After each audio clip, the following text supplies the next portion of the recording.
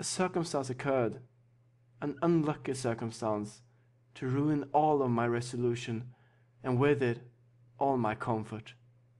A discovery took place. Here he hesitated and looked down. Mrs. Smith had somehow or other been informed, I imagine by some distant relation whose interest it was to deprive me of her favour, of an affair, a connection, but I need not explain myself farther. He added, looking at her with a heightened colour and an inquiring eye. Your particular intimacy, you have probably heard the whole story long ago. I have, returned Eleanor, colouring likewise, and hardening her heart anew against any compassion for him. I have heard it all, and how you will explain away any part of your guilt in that dreadful business, I confess, is beyond my comprehension. Remember, cried Willoughby, from whom you received the account. Could it be an impartial one? I acknowledge that her situation and her character ought to have been respected by me. I do not mean to justify myself, but at the same time cannot leave you to suppose that I have nothing to urge, that because she was injured, she was irreproachable, and because I was a libertine, she must be a saint. If the violence of her passions, the weakness of her understanding, I do not mean, however, to defend myself, her affection for me deserved better treatment, and I often, with great self-reproach, recall the tenderness which, for a very short time, had the power of creating any return. I heartily wish it had never been, but I have injured more than herself, and I have injured one whose affection for me, may I say it, was scarcely less warm than hers, and whose mind, oh, how infinitely superior! Your indifference, however, towards that unfortunate girl, I must say it, unpleasant to me as the discussion of such a subject may well be, your indifference is no apology for your cruel neglect of her. Do not think yourself excused by any weakness, any natural defect of understanding on her side in the wanton cruelty so evident on yours. You must have known that while you were enjoying yourself in Devonshire, producing fresh schemes, always gay, always happy, she was reduced to the extremest indigence. But, upon my soul, I did not know it, he warmly replied.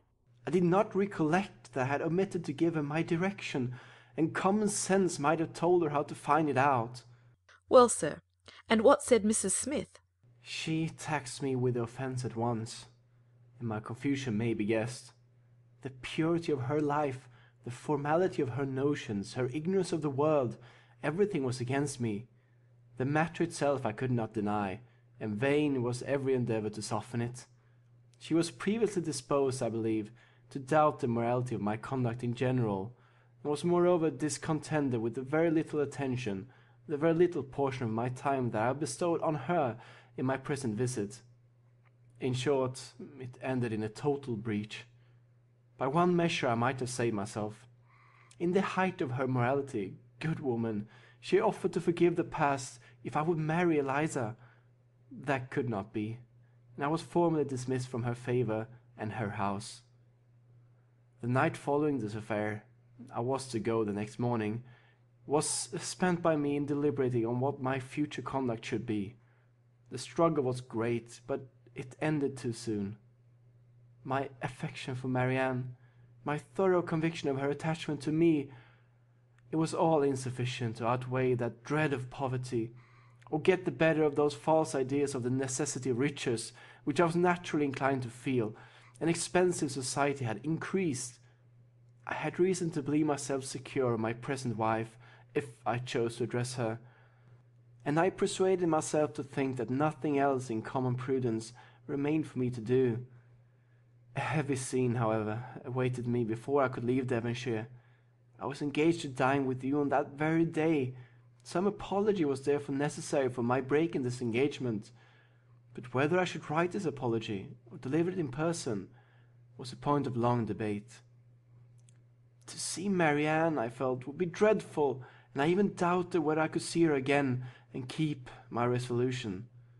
In that point, however, I undervalued my own magnanimity, as the event declared, for I went, I saw her miserable, and left her miserable, and left her hoping never to see her again. Why did you call, Mr. Willoughby? said Eleanor reproachfully. A note would have answered every purpose. Why was it necessary to call? It was necessary to my own pride. I could not bear to leave the country in a manner that might lead you, or the rest of the neighbourhood, to suspect any part of what had really passed between Mrs. Smith and myself, and I resolved therefore on calling at the cottage, in my way to Oniton. The sight of your dear sister, however, was really dreadful, and, to heighten the matter, I found her alone. You were all gone, I do not know where. I had left her only the evening before, so fully, so firmly resolved within myself on doing right. A few hours were to have engaged her to me forever, and I remember how happy, how gay were my spirits as I walked from the cottage to Allenham, satisfied with myself, delighted with everybody. But in this, our last interview of friendship, I approached her with a sense of guilt that almost took from me the power of dissembling. Her sorrow, her disappointment, her deep regret when I told her that I was obliged to leave Devonshire so immediately, I shall never forget it. United, too, with such reliance, such confidence in me. Oh, God, what a hard-hearted rascal I was! They were both silent for a few moments. Eleanor first spoke. Did you tell her that you should soon return? I do not know what I told her. He replied impatiently. Less than was due to the past beyond a doubt, in all likelihood much more than was justified by the future. I cannot think of it. It won't do. Then came your dear mother to torture me farther with all her kindness and confidence. Thank heaven it did torture me. I was miserable. Miss Dashwood, you cannot have an idea of the comfort it gives me to look back on my own misery.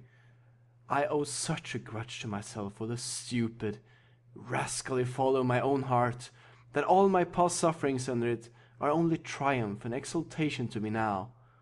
Well, I went, left all that I loved, and went to those to whom, at best, I was only indifferent.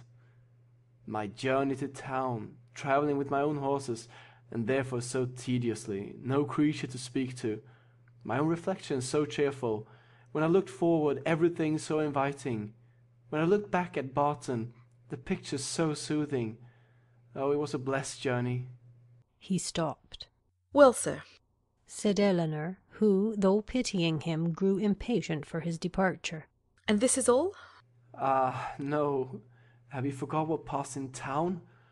That infamous letter. Did she shew it you? Yes, I saw every note that passed. When the first of hers reached me, as it immediately did, for I was in town the whole time, what I felt is, in the common phrase, not to be expressed.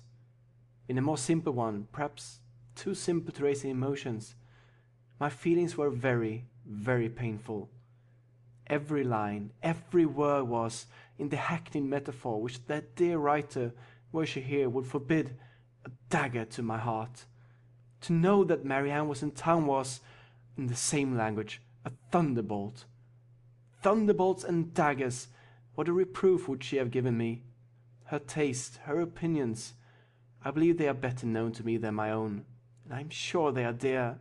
Eleanor's heart, which had undergone many changes in the course of this extraordinary conversation, was now softened again. Yet she felt it her duty to check such ideas in her companion as the last. This is not right, Mr. Willoughby. Remember that you are married. Relate only what in your conscience you think it necessary for me to hear. Marianne's note, by assuring me that I was still as dear to her as in former days, that in spite of the many, many weeks we have been separated, she was as constant in her own feelings, and as full of faith in the constancy of mine as ever, awakened all of my remorse. I say awakened, because time and London, business and dissipation, had in some measure quieted it, and I had been growing a fine hardened villain, fancying myself indifferent to her, and choosing to fancy that she too must have become indifferent to me, talking to myself of our past attachment as a mere idle, trifling business, shrugging up my shoulders in proof of its being so, and silencing every reproach, overcoming every scruple, by secretly saying now and then, I shall be heartily glad to hear she is well married. But this note made me know myself better. I felt that she was infinitely dearer to me than any other